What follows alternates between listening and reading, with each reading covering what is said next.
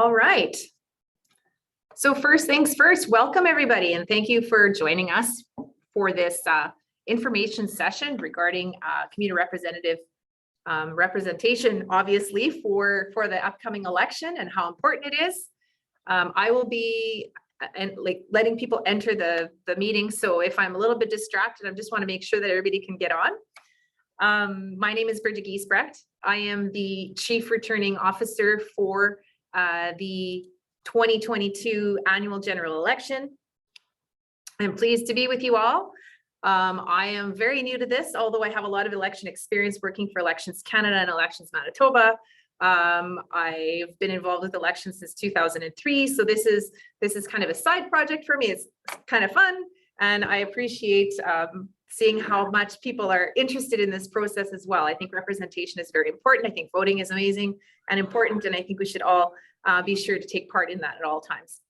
So what we want to talk about today, I will mention once again, there's a little bit on the side there in the chat. We're talking about the election process. We're also talking about representation and the 7 representatives that are within the board of directors. So the information you're going to get is about nominations. I will be providing candidates with information throughout this session, but also we want the community reps to share what it is to be a community representative.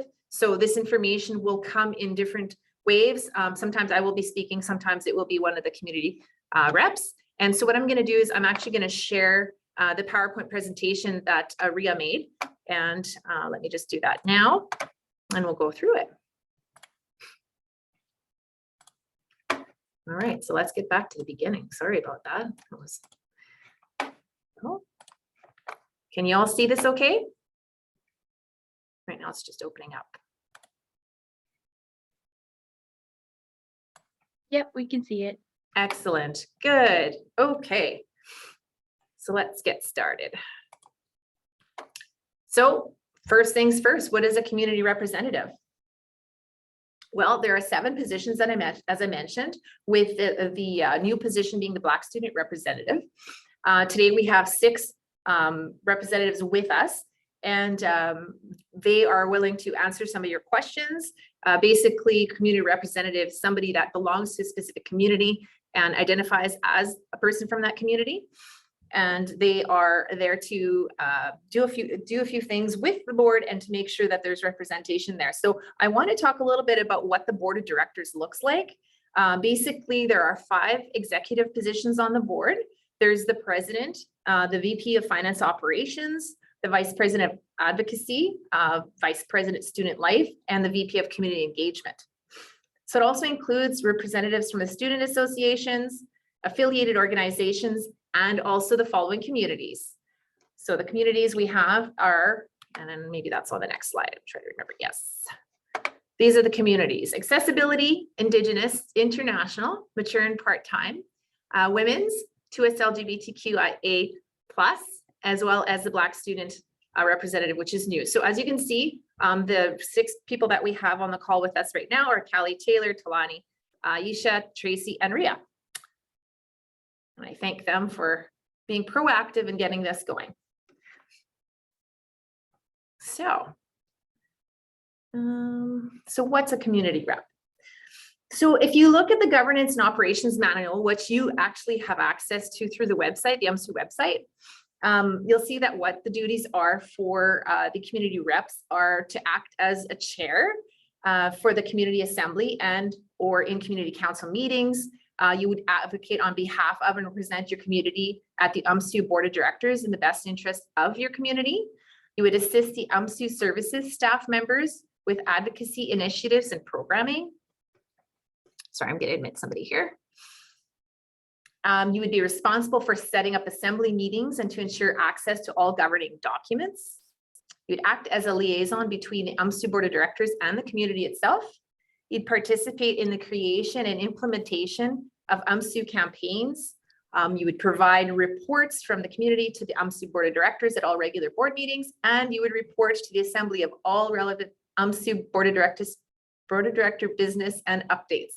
So it sounds like a lot, And it sounds a little bit overwhelming, but really a lot of these things are saying the same thing. You're representing your community, you're involved with the board of directors, and you're making sure that you're helping with creating and implementing some of the campaigns from your community. I'm going to change the screen here because I think in order for me to see if people have questions, I want this to be a little bit more visible. There we go. Okay. So if you don't mind putting questions in the chat while this is going on, just so that I can see it, then that would be great.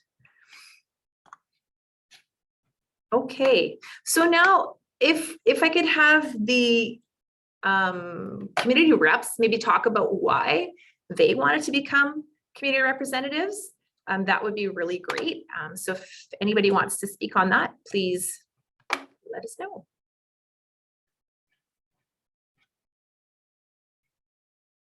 Okay, Ria. Just raise my hand, but if someone else wants to go, they can go too. So I'll talk about just one of the points because I think that's like the main reason I joined was to make change. I think that I want to leave a big impact on the university, whether it's big or small. I wanted to make change in the university, even with things online. I really wanted to make things different. And I think that this was one of the best ways I think I could do it, at least for my community. So that would be one of my reasons that I wanted to become a community rep. Awesome. Thank you, Ria. Okay, I can't see who else raised their hands. Who else raised their hand? Personally, why I wanted to be a community representative specifically for the women's community is because I have always been passionate for the women's community and I'm passionate for like their rights. I always, whenever people ask me like to introduce myself, I always add that I'm a feminist right off the bat because I am, I just feel like women deserve so much more. And on top of that, being a Black woman, that meant so much to me, being the one that's representing the women as well. I have always also had like, I'd say hunger or passion for leadership. I feel like it has grown my skills. It has grown my public speaking skills as well. So it has helped me also connect with very many different people. Like right now, I would say that, us being a community, I can know, yes, I said working a bit later with like Carly, Ria, but these are people, if I got something, I would know that I would count on them. And I've worked with Talani for a really long time already. So it made me get connected to like the fellow community representatives. It introduced me to them and to new people. So I feel like it made my life way much better being a community representative. Yeah. Thanks, Tracy. And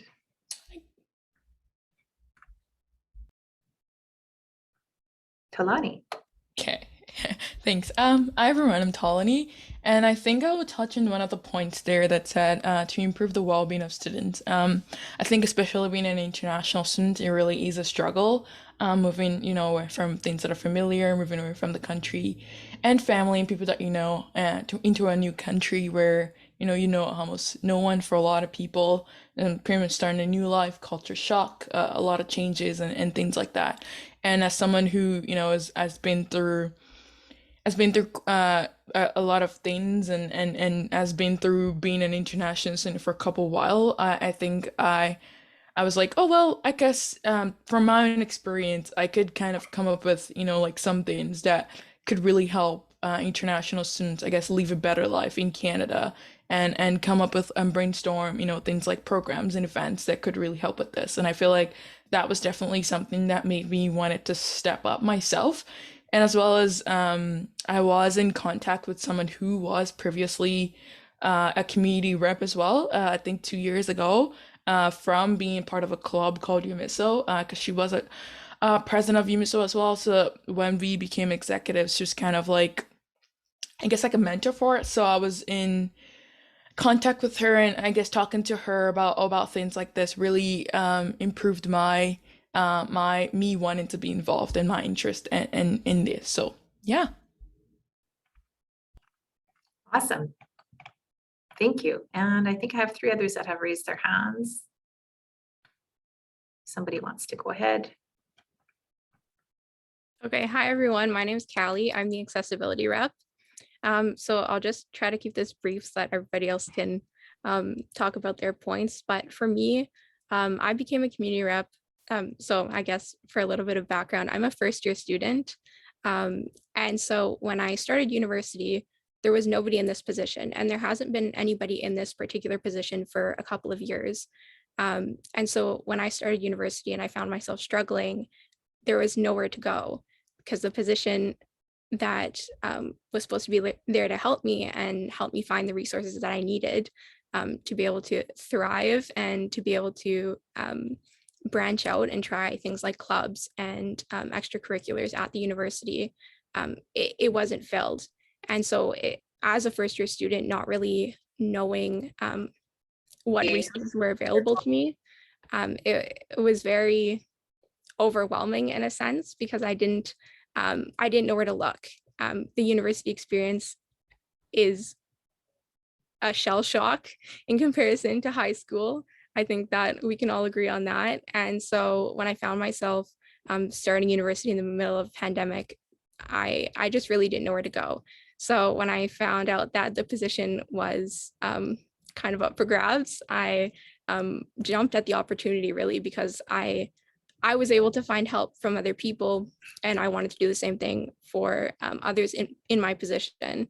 And I can say that it has been a very rewarding experience. I think that accessibility, the one thing that really differentiates it from the other community rep positions is that most members of the community do receive accessibility services or counseling services. And a huge part of my position is helping students access those services and making sure that if they're not being met with the services that they need, if they're not being helped in the way that they should, it's advocating for them and making sure that they're getting those supports that everybody's able to really succeed here at the University of Manitoba. And I also think that there's a really interesting conversation going around right now about EDI. And so just to touch on the bringing awareness to our communities, I feel like oftentimes accessibility is a community that's kind of left out of that conversation. And so that's something that I've really been pushing is to make sure that we aren't left out of that conversation and that we are being considered when decisions are being made. So that's really why I decided to become a community rep. Awesome. Thank you, Callie. Taylor, I believe you have your hand up as well. Did you want to add? Yeah, sorry, I just want to apologize first. I'm ill, but I'm still here, just personal reasons, personal issues. But I just wanted to say, yes, I think it's very important to get out there and advocate for your communities. For me, it's a personal touch coming from, well, growing up, I went to, at the time, it was called an Aboriginal school. And eventually I transitioned to a more regular westernized school, I guess, and just being bullied a lot, seeing all my Aboriginal peers being bullied. And I just want to get out there and advocate for them and stand up for them. And I just want our voices heard, and I want the equity and inclusion that we deserve. And so I'm just here today. I saw that they had this position open, and I thought, well, I've been fighting for this my whole life, so why not continue with it? So I applied for the position, got it, and I have been making so many networking connections within the community, and I've made so many friends since. Actually, I'm in my 5th year of university, and I can actually say I've never had a friend up until this year. So it's been an experience, and a very rewarding one at that. And I really want to tell everyone that they should get out there and they should, try and make those connections. And it's great. This is the best year of my academic career. And just because I did end up getting out there and making those friends and making those decisions, getting myself out of those comfort zones. It's not nice being in that box where you're comfortable in. And so I just say, break down those walls and get out there, guys. Awesome. Thanks, Taylor. Does anybody have anything else to add before I move on to the next slide? All right, so we did touch a little bit on this. What are some of our responsibilities? I mentioned what is in the governance document. If anybody wants to add to that, oh, I don't know if you guys see the main screen or not. Sorry about that. I'm gonna go ahead. Oh, there we go. What are some of the responsibilities? Okay, so does anybody want to add to, I mean, what I shared was from the governance document, so it was very dry. So if anybody wants to maybe speak on some of these points, attending UMSU Board of Directors meetings, what that looks like as far as the scheduling goes, what does it look like to host community assemblies? So if some of you community representatives would like to speak on these, you can do so. I will open up this again so I can see which hands are up. Tracy. Okay, I would say I'm just going to speak on those which is we all do probably the same stuff somehow, but we obviously have also some unique, responsibilities that we hold. For the women's representative, it comes with, a responsibility of taking care of the Women's Center, which is in 190 Helen Glass. So this is a space that is a safe space. And the good thing about the Women's Center, it's not only a safe space for women, but it's also a safe space for the LGBTQ plus community and anyone who belongs in that community. So in a way, we do kind of work together and sort of connect as community representatives. So you definitely, if you got the position, you would get the code. And as it has been a bit difficult because we have not been on campus, but technically with us going back onto campus, you'll see, announcements of like office hours and all these. And the community center has stuff like menstrual hygiene products, pregnancy tests, all these things that you have to keep up with, by which, just in case of yes, we shall mention it down the line that each community representative or each community receives funding. So you use this funding to kind of help take care of the people in your community. So this could be through community assemblies, it could be through maybe having giveaways which will benefit people, through buying the products that I've mentioned that are in the Women's Center. The Women's Center has as well a variety of books, touching from like all the way from feminism to different, how to take care of each other, how to take care of women, how to, healthy sexuality, and all these different things that entail with women as well.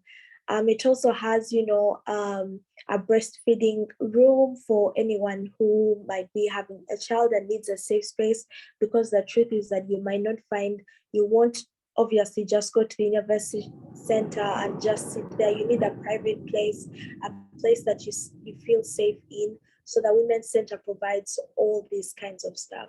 So when you get into that position, it's technically up to you to keep up with that kind of stuff as well. Then when it comes to community assemblies, it's a space whereby you can invite anyone in the community. They discuss maybe some issues they might have, and maybe they might come up with events that they feel, they should hold as the community, or events that they feel like, maybe if we have this event, it's going to benefit people in the women's community. And as you are there together, it's a discussion. It's like a safe space for people to come up and say, we feel like maybe we are not being spoken for on the gym time, or we feel like I don't feel as comfortable, when I go here, or maybe there are issues with security on campus, I don't feel safe. So in these community assemblies, you come together, sit down, talk about how you're feeling, create some solutions as well, and see how you can move forward together. So yeah, that's some of the things that entail. And maybe another thing is the Women's Center does have an Instagram. So I'll say personally, you're supposed, there's a lot that goes on for the women's community, but when I joined into my team, when I got into the position, I actually got a team. We are a team of 6 who help me, go through all this, because there's so much to do with like social media, planning events, taking care of the accounting and the finances, So I personally, interviewed people, and my team has been amazing. So all the work I've done hasn't been just by me, because I can't do everything alone. So that's some of the things that come up with it, as I said. But obviously, when you get into the position, we do have like training. So we will even talk more there on, I won't just leave you stranded on like, where do I begin from and what should I do? So yeah, that's it for my position, I'd say. Great. Thank you, Tracy. Talani, I believe you had your hand up as well. Did you want to Yeah, share? I did. Okay. Absolutely. Yeah, so I'm just gonna go down the line as Tracy did too.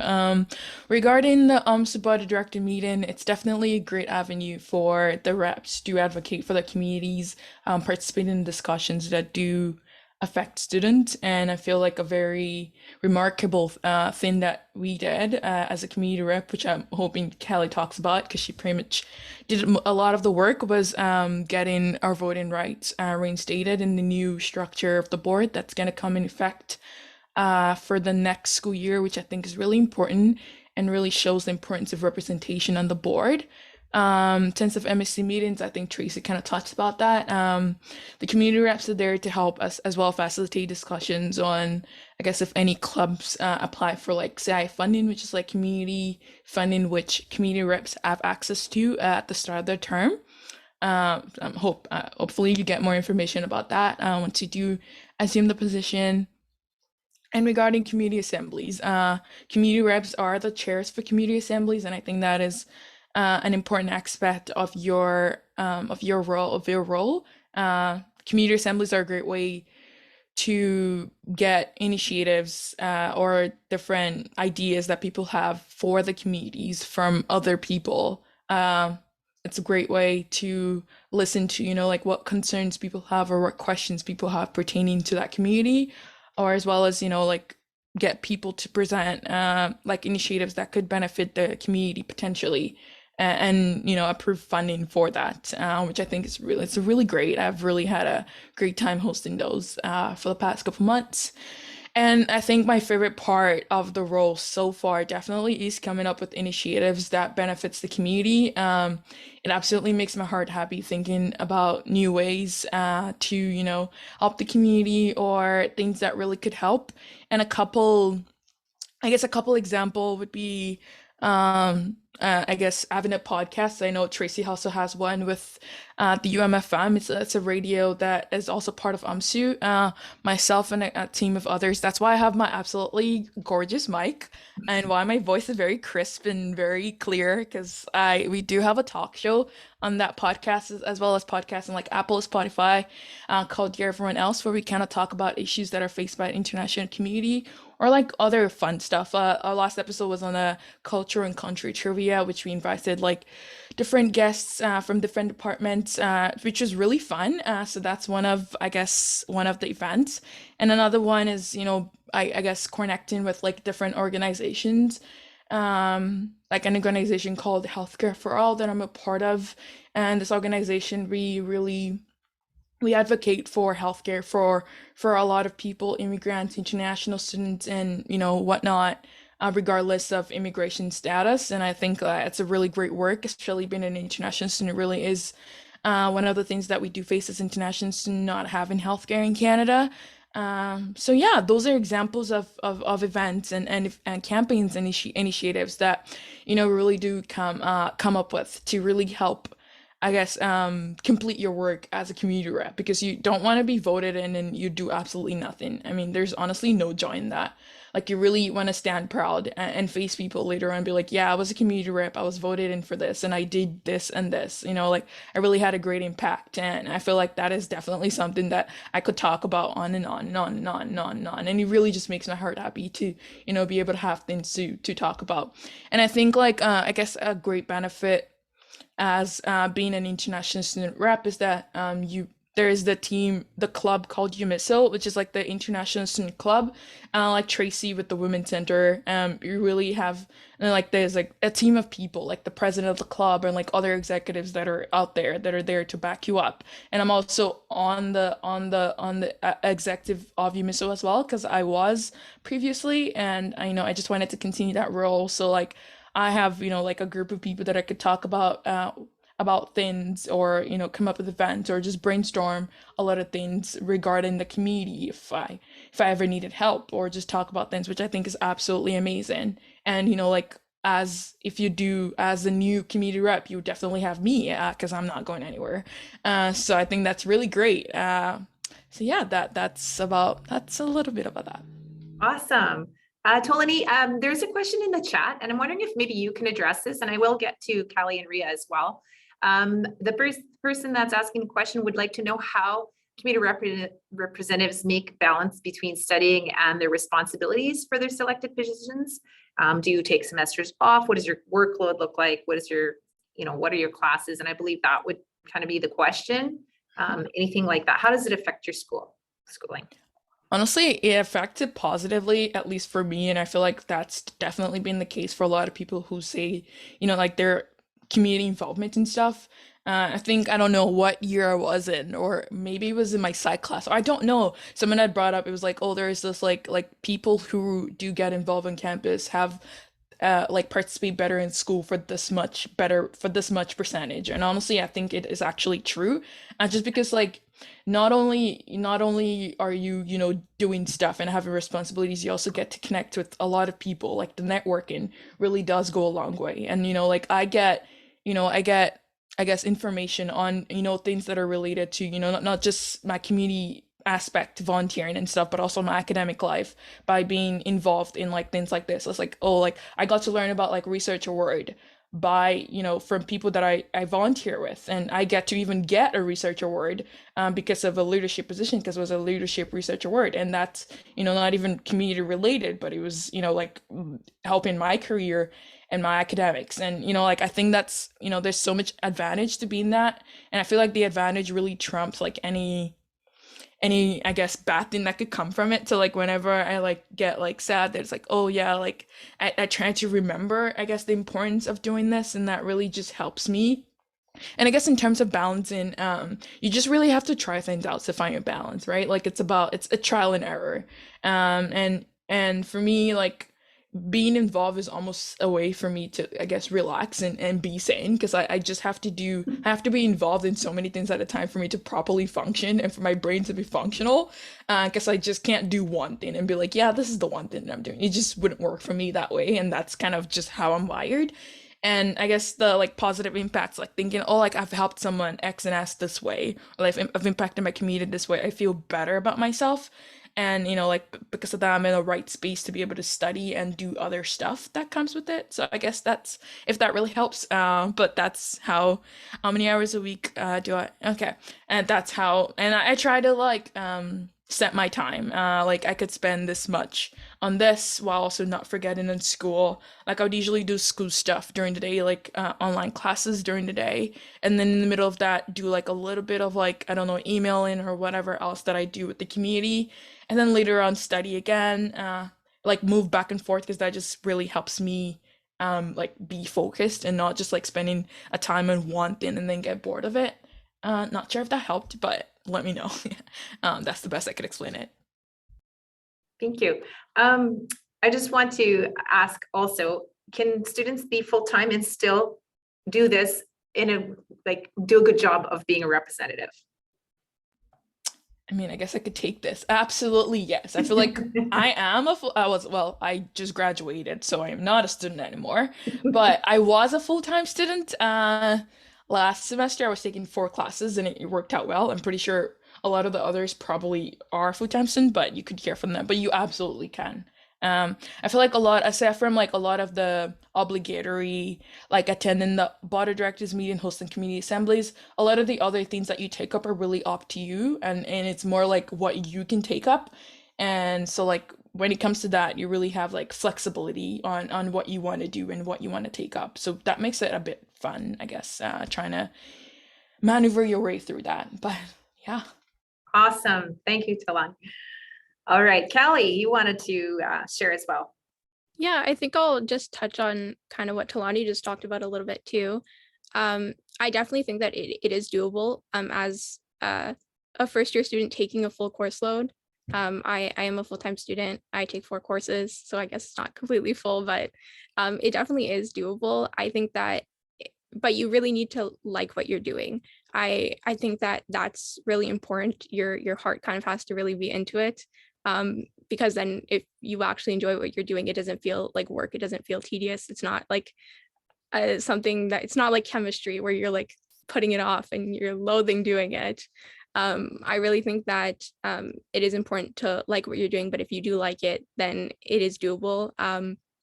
I guess for context, I also work and I hold the accessibility rep position on the Science Student Association, and I'm also involved in a couple other clubs. So if you know how to manage your time well, it is manageable. And like Talani was saying, it's really about being conscientious of what you can take on and what you want to do with the position. Obviously, if you don't think that you'll have the time to do it, it's probably not the best idea to try to get into the position, because we really want people that are going to be able to make change for the communities. But that being said, it definitely is doable as a full-time student. If you have other obligations, it's not like this is, it's not a full-time job. I guess I'll put it that way. And also, I guess speaking personally, like I was talking about before, the accessibility rep position is a lot of one-on-one work with students. So it's a lot of individual advocacy cases. And I would say if you're particularly interested in this position, I would say the past couple of months, I've had a minimum of 2 meetings a week with students or with other people on campus to try for individual advocacy cases. So I guess that's something to keep in mind when you're taking on this position in particular. I don't know what the other community reps have for meeting schedules, but I would say that I think accessibility has the most meetings, or at least the most consistent meetings, other than, of course, MSC and BOD. So that's something to keep in mind. I'll talk a little bit more about the responsibilities of my position. So like Talani was saying with the BOD, I think that that's something that's a little bit overlooked because it doesn't sound super super dazzling, I guess, but it really is a really important part of the positions. Like Talani was saying, having that vote on the board means that our voices are being heard, and that our voices are also invoking change. And that was a big thing when we wanted to make sure that we kept our vote. It was that a lot of the times our communities are left out of the conversation. And it's really important that we're not just getting speaking rights at these meetings, that we're actually, our voice actually matters and it's actually being taken into account. And so if you get into this position next year or another year, definitely don't overlook the value of that particular aspect of the position. I think it's really important, and it really does a lot of benefit to the community. Hosting community assemblies, I haven't actually hosted one yet because I'm so new to the position, but that's a really great way to really connect with people in your community, just from what I've heard. And I think that that's another aspect of this position. It's really making sure that you're being representational of your whole community and not just your experiences. So for accessibility, for example, not every student will have the same disability that I do. And so it's really important that I think it's really important to be able to listen, not just hear people when they're talking, but really listen to what they're saying, and really be there to hear about their experiences and hear about the challenges that they're facing and where they think that there's shortcomings, and really be open-minded and be willing to help fix those things. So I haven't hosted a community assembly, but I actually recently put out a survey to survey the community on issues with the accessibility services and the counseling center. Just from things that I've seen in the past couple of months, certain trends, I really want to get a better picture of what's going on. So it's things like that. You really want to make sure that you are being representational and that everybody's voice is being heard if they want it to be heard. I guess coming up with events and campaigns, initiatives. I am currently working on an event. I think that that's a really good way to bring the community together, and to have those outlets, and have that sense of community. I think that especially with the pandemic, everybody's kind of feeling really apart, I guess. It's really hard with online courses and everything. And so that's definitely a really important aspect of the position. It's making those events and making those spaces where students can come together. I guess speaking on spaces, we have the Accessibility Center through UMSU, which I've actually never been to, but I have seen pictures. It is a wonderful space for students. And so when we finally do get back to campus, that will definitely be open again. It's a great place for students to go and study. It's a place where we would host events normally if we were doing in-person events. There's a little bit of a kitchenette thing with a fridge, and it's just a really great space. And especially if you're like me and you get distracted very easily while studying, it's a really great space to study, from what I've heard. So yeah, that's, and I guess the other thing would be, like the Women's Center, Accessibility does have its own Instagram for the Access Center. It's actually relaunching tomorrow. So keep an eye out for that, because it's been sedentary for a couple of years. So that's definitely going to be a really great way to get the community together again, especially since I think it's been a really big disservice to have kind of that be shut down throughout the pandemic. There was no place for the community to really connect. So yeah, that's kind of what I've been doing. That's as much as I can say about my position, having not done it in person and having only been in it for a few months. But I'm definitely open to questions, either later on during the meeting, or if you want to send me an email. Sounds good. Thank you, Callie. Do you want to take the question in the chat? Do you want me to read it out, or can you see it there? Is it the one about how many hours a week? No, it looks like prioritizing. So how do you decide which projects or initiatives to prioritize for your term, since it seems sometimes that there's an endless amount of things you can do for your community? Yeah, definitely. I would say it really comes down to listening to the needs of students. I think that how I've been prioritizing what I want to do is by meeting with students.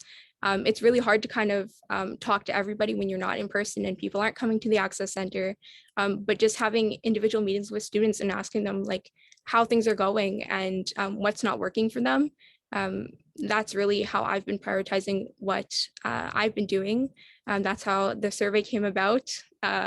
It was after a meeting with one student in particular, and it really just showed me that it was something that was much needed, and that we really need to start tackling some of the larger and smaller issues that students have been facing when accessing accessibility services. The other thing is just everybody seems to have this overwhelming sense of a divide in the community because there hasn't been that connection. There hasn't been the Instagram up and running. And so that's something that I prioritized.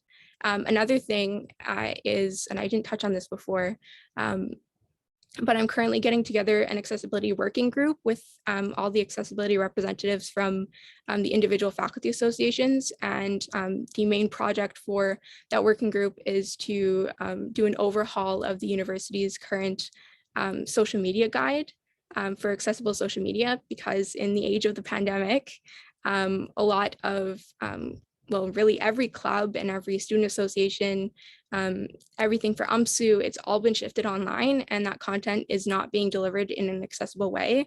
And so it's not being made available for all of our students. And especially today with everything being virtual, that's something that's really important. Students don't just deserve access to the education side of university, they deserve access to all of the extracurriculars that they want. And so that's another thing that I'm prioritizing. And it's, again, just from listening to students and what they need. So I don't know if anybody else wants to kind of touch on how they prioritize their tasks or their initiatives, but that's definitely how I do it. Thank you. Awesome. Ria, you have your hand up, and would you like to share also about your experience and responsibilities in your area? Sure, but I think Reem has a question. Oh. So I'll let them go. Okay, thank you. I just had a question. Earlier, there was talk about having a team, and yeah, Tracy, you mentioned like having a team and helping you out with that. So I just want to ask like everyone, all the reps, do you all have a team? And also, do you have to find each individual like person, like someone to help you out with events and social media, or is it already kind of there, like a team already for you? Like, do you have to assemble one, or do you all need one? Like questions around that. Okay, I could just answer that super fast, and then I guess the others could answer if they need a team or they have it. I personally, the past women's representative before me had a team. So that's where I got the idea from, because when I came into the position, she told me these are all the things that you would have to do. And sometimes you might have to do them alone.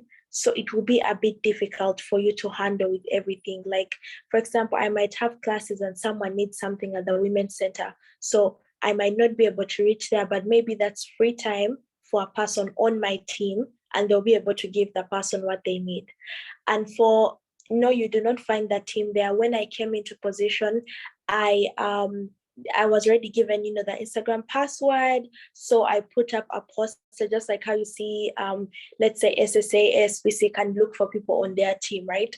So I just put up a poster and I was like, I need VIP, I need president, I need finance and operations, I need social media, I need external affairs, I need membership. So I got all of them. I had interviews, and then I chose the best people that I felt were good for that job. So all of them have gone through that term with me.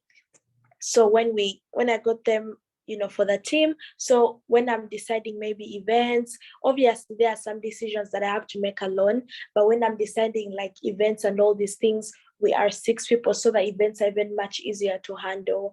And we would have maybe the social media saying, she's going to make the poster, and then we have finance who is handling how we are going to get the funds from there. And maybe we have external affairs. Sometimes I might not be able to make it because I have work, or I have maybe some other things going on, but I need something to be taken care of. I have my VP president, so she always helps me handle that. So it just made my work so much easier, but we work together as a team. Yeah. Thank you. I noticed that Talani and Callie also put up their hands. Is it in response to this question? Sorry, Talani, if you want to go first, that's totally fine. Okay, sure. I guess for me, the past, like not the past year, but the years before that, it was a thing where whoever became the international student community representative was also the UMSU president. But that trend kind of broke last year because that person almost had nothing to do with UMSU at all. But in my case, since I was already a part of UMSU before becoming a community rep, I also still wanted to remain on UMSU, but didn't want to be the president because I was like, I really didn't want to take on that much, which is where, like, I guess, like the flexibility, like you can decide. I was like, it was gonna be too much for me to take on. So then I was like, well, so then the previous UMSU team recruited for the new UMSU team. So now it's like I'm also part of that team, but chose to not become a president, and just we kind of just created a new role for me where I can still be a part of the team. And then the team, I guess the different members of a team got assigned to the group by the past UMSU president and the past team. So they recruited the members, and then I'm part of that team. If that makes sense. So then I didn't really have much to do with the team. Or didn't really have much to do with like the interviewing or anything like that. The team were just made by the previous team, given that UMSU is a student club that kind of had to continue given the school year. But yeah, that's about it from my end. Awesome. Callie?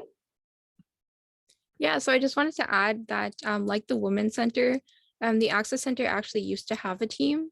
And so I'm currently going over the positions that they did have. because it wasn't something that was like set in stone that happened every year. It was just something that accessibility rep had done. But I definitely think that there's a lot of value in that. So I'm currently going over the positions, and I'm hoping to include that in my changeover package for whoever holds the position next, because I do think that this is one of those positions, especially when you're managing the access centers, so like the women's center.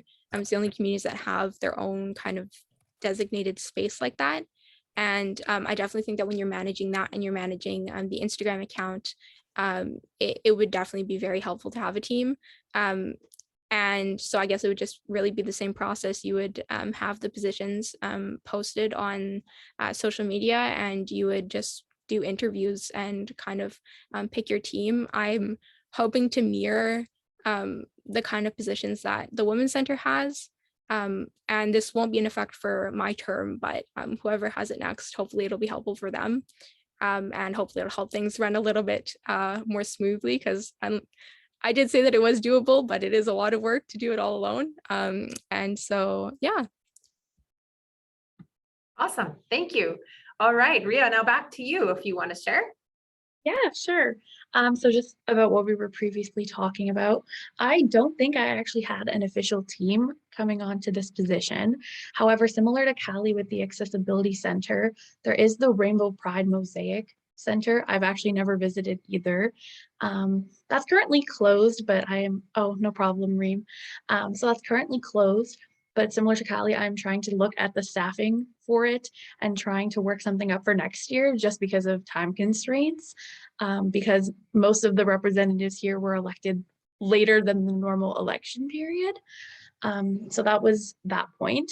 In terms of prioritizing, for me, similar to what Talani said, it's a lot of trial and error. I am in my third year currently. In my first year, I did not do extracurriculars. In my second year, I tried, but then I took on too many. And so then that kind of overwhelmed me with classes and all these other things. So I finally have come to a point of balancing, but it's also just, I guess, looking at the amount of commitment you have. If you want to do a lot of extracurriculars, I guess make sure that they're not all hefty commitments, because it will be very tough to handle everything. So just sort of like managing your time, I would say, would be the biggest point. I know it's cliche, but honestly, what I use is like Google Calendar. That way I can kind of like see my day. I put, similar to Callie, and I'm sure a lot of other representatives, I have like a job, volunteering, classes. I have 5 classes this term, and other extracurriculars. So I do have a lot on my plate, but I've learned how to handle it better now. So that's the prioritizing point. Now I will quickly go through the responsibilities. So attending UMSU, BOD, and MSC meetings. So I'm relatively new to this whole thing, attending the meetings. Sometimes there is a bit of jargon I am learning. There's a big learning curve with this position, at least for me. But the meetings are definitely important. I have learned quite a lot about the inner workings of UMSU meetings from these meetings. You kind of learn how different processes are and just how to vote. And it's kind of nerve-wracking at first because you don't know what you're doing, and it's a process, but I actually quite enjoy it. I love learning it and I love getting the experience, and it's definitely something I would recommend. Also, Reem, you had a question? Yeah, sorry to interrupt again. I just because you mentioned the UMSU Board of Directors meeting, and I had like a question sort of related to that, because I've been to a couple of them, a couple of the Board of Directors meeting, and I was gonna ask, like, do you as community reps like get a rundown of the terms that they use, like passing the motion, like now is the, because I've been to them and it's so, I've been to so many now, still so confusing. And so I was just wondering, do you guys get a rundown? Like, have you figured out how to get into it? Yeah, that's just a struggle of mine, just trying to follow up and keep up with that. I'll let Talani go. She has her hand up.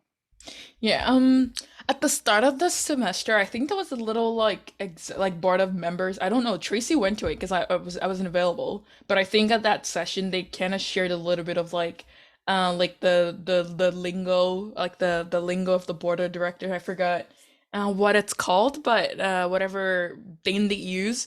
But I wasn't there, so how I got to learn it is pretty much just like attending regularly, and it's from experience. Like the more you go to, the more you kind of learn, oh, like this is what this word meant, or like this is what this is, and things like that. So yeah, definitely a learning curve, especially for someone who's never been to pretty much any board of directors meeting before being a community rep. But it's always okay to keep absolutely, yes, they do. Like, you can always, I think a good thing to always do is the word point of information is probably the one thing you have to know, like, in hand, because you can always be like, point of information, I have this question, and someone would gladly tell it to you. So don't panic. It's okay, everyone makes a mistake. So yeah, that's it. I just wanted to add on and say, yes, we went for the UMSU board retreat with like the board of directors, and they taught us like about, it's called Robert's Rules. So yeah, so I mean, I haven't told you what it is now. So if you have like your special time, you can just go check it out. But yeah, plus our chair for this year for the board of directors is Yashas, and it's very, like, if you make a mistake, he'll just direct you and teach you what to do more and all that stuff. But yeah, you definitely know about them. And then I did take time to kind of read about them just to know a bit, because I know sometimes it might be difficult, like catching up. But yeah, it's Robert's Rules that we use throughout the board meetings. Yeah. Thank you, Tracy. Callie, you wanted to add to that too? Yeah, just to add to that, as someone who frequently makes mistakes at board meetings, I can definitely attest to the fact that it really is not a big deal. The chair is really there to help you navigate Robert's rules. That's really their job. And they're always open to questions. I mean, I can't speak for past chairs, but I know that our chair this year, Yashas, he's amazing. And he's always open to questions, even before or after meetings. So definitely don't let that be a deterrent. It's not as scary as it seems. And like I said, I like 3 months later and I'm still making mistakes, and it's so fine. Thank you. Hey, Ria, you still want to share about your responsibilities as well. You want to get back to that? Yeah, sure. I'll quickly answer the question. For me, there is still a lot of jargon I'm learning. I think that's just part of the meetings I've learned. I think what works best for me is that you're sent like the agenda before the meeting. For me, reading that and having it open during the meeting so I can kind of see where we are and who's talking and piecing things together, and then reading the report from the previous meeting to understand like the language makes a lot more sense than just blindly attending the first meeting I went to. And making mistakes is totally normal, totally fine. So it's kind of an inevitable part of the process. So don't even worry about it.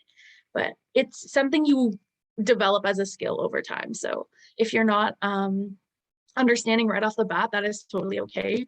And don't feel bad about asking questions. I would say that would be like my biggest thing. So that's the BOD and MSC meetings. Community assemblies, I as well have not had one yet. I'm working on that as well as with my other events, which goes into the next point. I don't have any approval on anything, so I can't explicitly, I feel like, say it yet, but I do have ideas for what I want to do for events. I know for next year, I want to do something with Rainbow Pride Mosaic and have that be running again. But right now with the term and having most students online or not online, things are very difficult to coordinate. But yeah, so there are some plans I do have, and I'm very excited about them. Looking at the time, I realize I've talked a lot. So I think that'll be my little recap. So thank you for letting me talk. Thanks. Awesome. Thanks, Ria. All right. If we don't have any more questions about that, I'm just going to go to the next slide. And you can always ask questions after as well.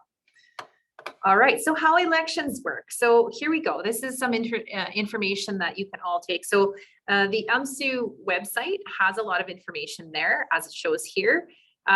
Voting is going to be done by simplyvoting.com, like it has been done in the last couple of years. And it is 2 days this year. And of course, as you probably, sorry about that.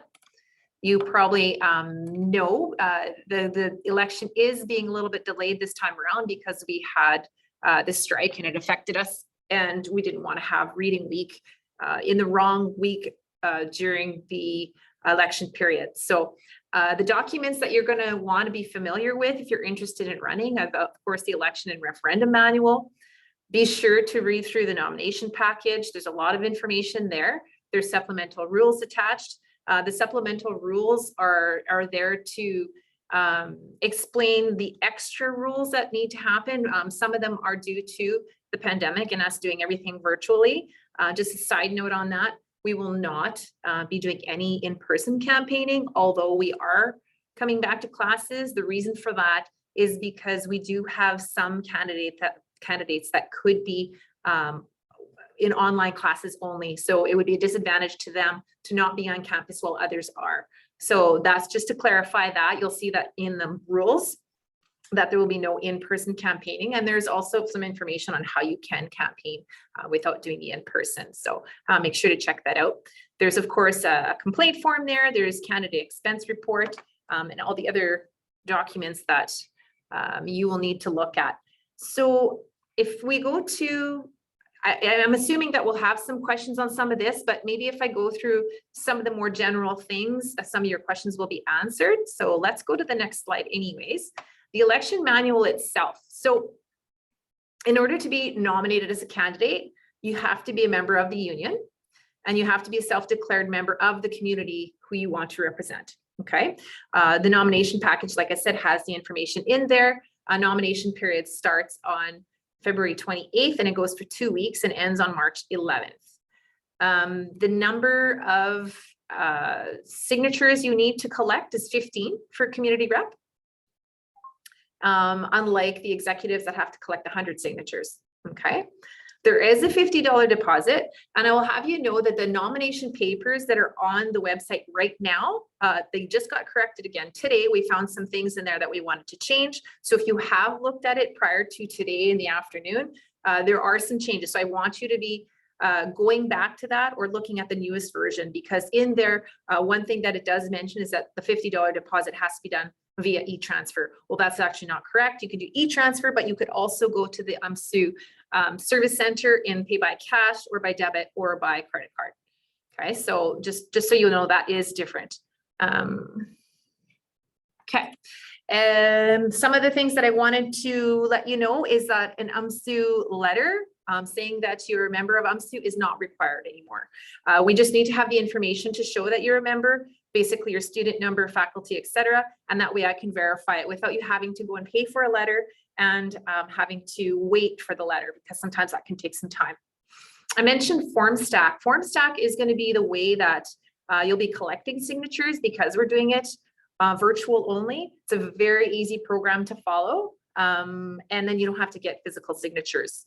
So the way FormStack works is that you will provide a link to the people that are supporting you or that are wanting to nominate you. And that signature and the thing that they fill out actually goes directly to me. So you don't even have to collect anything physically. All right. All right, if we go to the next slide, the nomination package, I mentioned that there's some very important dates to be aware of. So as I said, the nomination period is there. All candidates meeting, it is a mandatory meeting. It's a mandatory meeting for all executive candidates as well as community rep candidates. So that's right at the end of the nomination period. It's at 5:30 on that Friday. And it is, like I said, mandatory. It will be virtual. So it will be a Zoom meeting and the link will be provided to all nominees. The pre-campaign period, actually pre-campaign period is any time before the campaign period starts. So just be sure that you're not doing any campaigning. Yes, you can get support for your signatures that you can get, but campaigning cannot happen until the campaign period, which starts on Monday, March 21st and goes until the end of the election day of April 1st. Okay. It mentions here that there's a candidate video deadline. These kinds of things I will go over with people once they do decide to run as candidates. But this is just kind of an overview of what this looks like. So community reps, for example, would have a forum on Thursday, March 24th at 5 p.m. That's already predetermined. Once again, it's virtual and it will be by Zoom, and it'll be recorded for students to access later. There are no advanced polls. Voting days are March 31st and April 1st. There's a list of when things are due, for example, the expenses, and also there are daily campaign meetings during the campaign period of March 21st to April 1st. They're at 8:30 in the morning. Once again, those are mandatory. but you can send a representative for you as long as you make arrangements with me prior to the meeting. If you, for example, have a class that you have to get to, and that's exactly when you're on the bus or something like that happens. Okay. I'm just going to make sure that I'm not missing anything here. Okay, I think that was it for that slide. And I think, does anybody have any questions about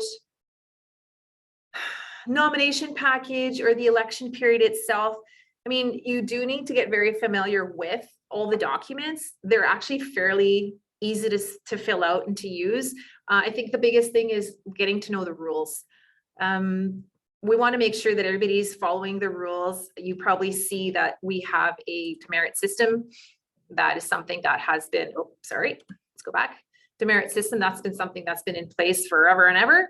And it does change year to year depending on what's going on. Of course, we've had to add the campaigning in person on here. And we wouldn't want anybody to get disqualified from their candidacy based on not following the rules here. So I just want to make sure that you're familiar with it. And of course, here there's a note here as well, maximum 400 spending on the campaign itself. You'll see that as well in the nomination package and an understanding of what that means and where you can spend and on what, etc. So I see that somebody has a question.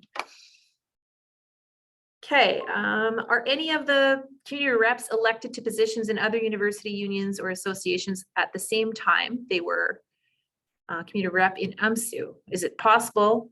And if it is, has it been done before? I would appreciate some information on that. Okay, does anybody have an answer to that? Yeah, I can touch on that. Okay. So as I was saying before, I'm currently holding 2 positions. So right now I'm holding the accessibility rep position for the Science Students Association, and I'm also holding this position. The schedules just happen to not clash. Some days are definitely busier than others with when the meetings are. So I think it would really just depend as far as what the other association schedule is for meetings. And really just you'd have to go from there. I think it's a case by case thing, but there is absolutely nothing in the UMSU bylaws that states that you cannot hold 2 positions or be on an executive or hold a position on another council or another club at the university. I have a feeling that's different for executive positions for UMSU, but for community reps, you can. But that's a really great question. It's a question that I actually asked myself because I wasn't sure. But yeah, no, you can definitely do both. Awesome. Ria, do you want to add to that? Yes, I was actually just going to agree with Callie. I'm on the executive of UMULH, which isn't like a faculty association. We're a student group, so it's nothing associated through the faculties, but there has been no problem so far, or no conflicts in terms of meetings. And if there is, you can always file for a proxy at a meeting, which basically is someone who is qualified enough and part of your community that can go in on your behalf if there is something that comes up, whether it's like an exam, personal thing, or anything like that. So yeah. Awesome. Talani? Oh, sorry. No, Kelly, you can go ahead. Just a really quick point to add to what Ria said. She did mention the proxies, but just something to consider for that is that you can't be proxying at every single board meeting, say. So if you are elected into one of the community rep positions and you want to be part of another council and the meetings are on the same day, UMSU would have to take precedence. So you would have to drop that other council or that other club, or you would have to get a proxy or make other arrangements with them because as much as we can do proxies for the board, and it's encouraged because it's better than not having somebody there one night, it's not something that you should be doing every single week. Awesome. Thank you, Callie. Okay, I think I'm not gonna answer that because I feel like Ria and Callie's answered that very sufficiently, but someone else had sent me a question personally, which I wanted to read out in case anyone else has an answer. But the question was, in what year of university do you believe is the best time to apply for the community rep positions? And personally, I think whatever year it doesn't matter. Like Kayla's in her first year. I just graduated, as I said. Yeah, Taylor's in her fifth. The others, Ria's in her third. We all pretty much are at different points or even almost similar. Like it really doesn't matter. I feel like it's more just like as long as it seems like the right time for you and it feels like, like that's something you want to take on and it's very suitable. It works well with your schedule and it's something that you're really passionate about, then go for it. Absolutely. But yeah, that's it for me. Awesome. Tracy? Yes, Talani has just answered that question, but I just wanted to answer a question in the chat. Do community reps work during summertime? Yes, we did. I remember we did because people are still studying during that time, and school is technically still open for those people who are still studying. So you never know what they might need in that time or during that time. So your term begins from May 1st throughout, like till May 1st of the next year, or till, let's say, April 30th. Yeah, of the next year. Yeah. So we do work during summertime. So when you get through, you just start off the term. Yeah. Thank you. Ria? Yes, I just wanted to quickly add back to the question about what year to do it in. Similar to the previous answers, I was just going to give a little anecdote from me. I personally used the first year of university just to adjust because I was moving into a different province. Some people move to a different country. There's a lot of culture shock and just a lot of things to learn as it is as a university student, and just adjusting to the 5 courses, being in science, learning. There's so many things, and learning to live on your own. So that was a lot of overwhelming, I guess, factors for me that I purposely didn't choose extracurriculars at that point, because I just wanted to learn how to balance university life first. And then in second year, as I mentioned, I kind of flopped when I did extracurriculars, but I ended up taking on too many, which was not good in the end. But then now we're here, and so it's a learning process for sure. Awesome. Thanks. Talani? Yeah, I think guess what Ria said just sparked something in me, but like for me personally, I did apply in my fifth year, which was my last year, and that was because like well as an international student, I guess there was so much learning to do, and I feel like I also didn't want to apply until I felt like I was suitable. So that meant like getting like previous experience and like getting involved in like other different things, which is like orientation, peer mentoring, or being involved in like an international student club like UMSU or things like that. I feel like that was what made me like a good candidate for it, because then I was like yeah, like I feel like I'm a good candidate now, and I feel like I've gained enough experience from all these other things and a lot of self skills from all these other things to kind of compete, and whoever, I guess not really compete, kind of compete, but also kind of like take on the role. So like yeah, so that should be, I guess, what you're thinking of when you do want to run for this position. And I saw there was also a question about whether it was, and now my chat's gone, whether there was monetary because of the executives getting paid. If somebody wants to respond to that. I could. For my knowledge, community rep positions are not paid. I think they do get, what do you call? I can't think of the word, where you get like money after the whole thing is done. Stipend? Sorry? Yeah, I think A we do get stipend? stipend of some sort. I don't know really how that works. I'm pretty sure I saw that somewhere, but I don't know how that works. But just think it's not monetary in mind. That's what I think. It's more of just like a volunteer position for me. But think others can talk about that. Yeah, like I'm just wondering too, Kelly or Tracy, I see your hands are up. Are there any perks, or what can you say about that situation? To my limited knowledge, it is not a paid position because it's not employment. It is kind of like a volunteer type thing. I do not believe that we get any monetary compensation at all, like even at the end of our term, from my understanding. But we do get co-curricular recognition for it. So I guess that's kind of the main perk. It goes on your CCR. It looks good on a resume. Having said that, that should not be the only reason that you get into this position. It's just kind of like an added bonus, I guess. Awesome. Thanks. Tracy, do you have anything to add to that?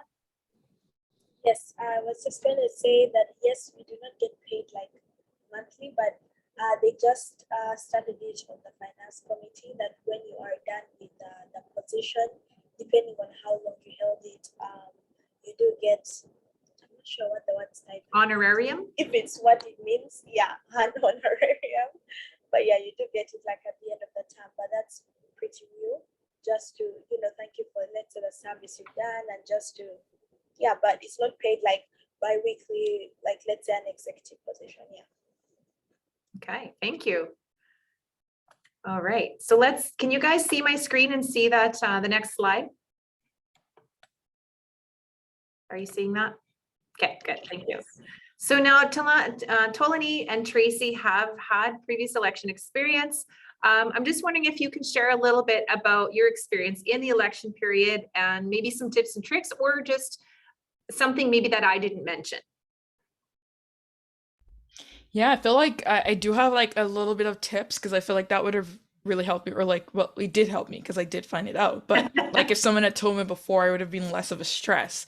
Well, yeah, especially running online and not an in-person campaign. For me, the way like what I really relied on was social media, and that kind of makes sense because if it's not in person, it's online, and that's pretty much the other, I guess, form of communication that you have. And what I did was I went to the because like my target audience is the international student, right? Because like I'm an international rep, I can only get voted in by international students. So then my thought was, well, where do I find this international students, right? Like if I'm targeting international students, where are they? And I was like, oh well, UMSU is a student club that do have an Instagram following. We also have a Telegram. It's been someone who's a part of that. I know that. So then what I did was I pretty much went to like the followers, like the UMSU followers button and following, and followed like a lot of people in that list. It literally just goes follow, follow, follow, follow, follow. Literally followed like so many people. Because I just needed to create that audience, and it was just the right place and space for me to do that. As well as I utilize like a lot of like my Telegram group chats. I also did like I think a few like class presentations. Like a couple of the profs that I've had classes with a few times, or I have a personal relationship with. Email them and be like, hey, can I drop by your class for a few minutes and like talk about my campaign and stuff like that. And those were like like a couple ways that I did. I also use like reels a lot. I'm a very goofy person, I would like to think, so like I guess I really just showed off like my goofy side a lot on my Instagram and social media page, which I feel like really helped because it did promote like a lot of like conversation and things like that. And yeah, so that was like a couple tips that the way that I did it and how I like reached out to the audience. And I think you're also allowed to have like people that volunteer for you. I think that's what they're called, but I don't know if that's like a specific name. So I reached out to my friends and like a lot of people from the UMSU team as well, like friends that I know, and I made like a group chat on Telegram, and like those friends, they helped me with like making like posters, and a lot of people know how to use Canva these days, so you'd be surprised that like that Canva skill out there, it's amazingly gorgeous. So then like I've even put some of my family to help too, like taking pictures and things like that. So it was absolutely amazing. You can't go through this world alone. You definitely need like a bunch of people behind you helping you with this things. I think that's absolutely amazing. I almost spent no money at all running my campaign because like a lot of the things that I did that I used were made from family and friends that didn't want me to repay them back, and just did it because they wanted to, and things like that. So yeah, definitely reach out to your friends and family. It's a good time to use them. Well, not really use them, but use them. And like let them help you out, because that's a great way. And yeah, that's pretty much it. And have fun, I think, most importantly, is I guess the summary of today. But yeah. Well, and I'd like to add to that, Talani, because we're only doing online, communicating with profs and doing like joining virtual classes to share your time, that you can do. You can't physically go to classes, but you can do online. So that's one way to do it. Also, because we're not doing any campaigning in person, a lot of your things, maybe you want to get somebody that's good at graphics to help you with some of your campaigning as well, so that you can put things online. Of course, you'll see in the rules that everything has to go through the CRO to make sure everything is okay, to make sure that what you're putting out there is acceptable. And so that's something that you just need to remember. But once you guys look at all the rules, you'll be able to see what it is you can and can't do, and then you can go from there. And Talani mentioned also the volunteers. Yes, like your volunteers, you're going to need people to help you out. If you can find some, great. If you don't, it still works. But you will have to provide the volunteer list to me, because the volunteers have to follow the same rules as the candidates as well as the campaign managers. So just make sure you're aware that they have to follow the same rules you follow. Example, not campaigning in person. So if they're on university campus, they can't be walking around saying, hey, go vote for so-and-so. So just so you know that. And also I'm gonna allow, I think it was Tracy that still wants to speak on stuff too. But I just want to see if there's any questions here in the chat. How in-depth should my campaign goals be? Maybe Tracy, when you're just speaking, can you speak to that? Thanks.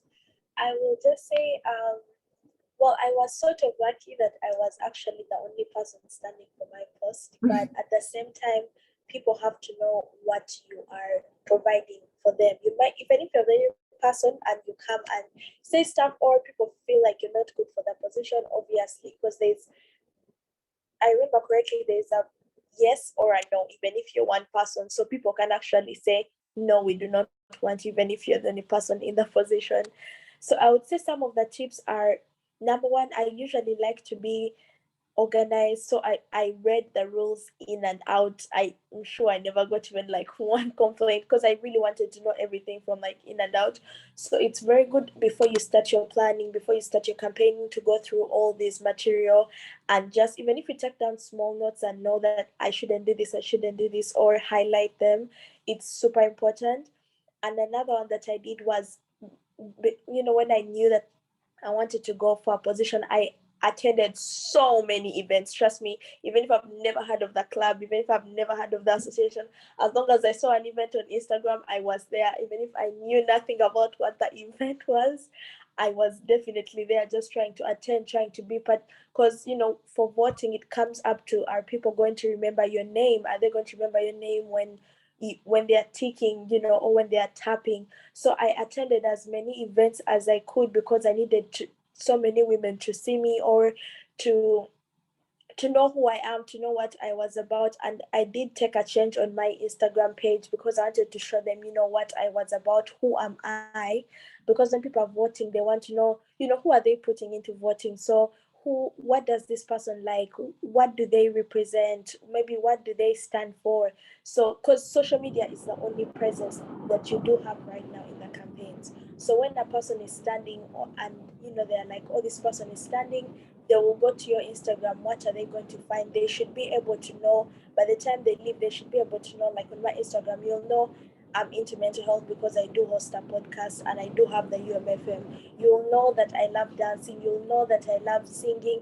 Like, you'll just see all these things from my page, because this is all people are seeing from me. They won't even know how tall you are, or how short you are, or they'll just see what you present to them. So I feel like your Instagram page is such a huge thing. Then about the question in the chat of how in-depth should your campaign goals be, I feel like they should be to the best of your abilities, because you won't have a second chance of campaigning after the results are out. As long as you're following the rules, however creative you can be, however you can stand out, that's what you should be aiming for. Do not aim for less, because you could be going against someone, but even if you're not, you want people to see who you are, and you want people to know who you are. So as you write down your campaigning goals, as long as they are in line with the rules that have been given, give it your best shot, give it the best that you can, portray the best person that you can portray, and show them who they are going to vote. So those are some of the tips. Just keep in mind that this is all you can show them for now. So social media is such a huge thing, and maybe start planning. And if you're thinking about it, start thinking of who will I maybe bring in to volunteer, or maybe what should my poster look like, and all these things, because it can be a bit overwhelming with, like, let's say, I know you have like meetings as you go throughout, and then you'll have to follow different stuff, then you'll have to have discussions, an interview with the Manitoban, or you'll have an interview on UMFM, all these things. So planning ahead helps you keep track of what you're supposed to do, because if you're running in campaigns, it doesn't mean that school has ended. It doesn't mean that work has ended, because I'm still working. There are different other kinds of things that you do. So try to plan ahead, or even if you might not have the exact thing you want to do, but jot down some notes, and when it comes to time for like campaigning and keeping track of your material and everything, you have ideas already of what you are going to do. Yeah, unless if someone has any questions or something, you can always ask many questions, but yeah, that's what I have.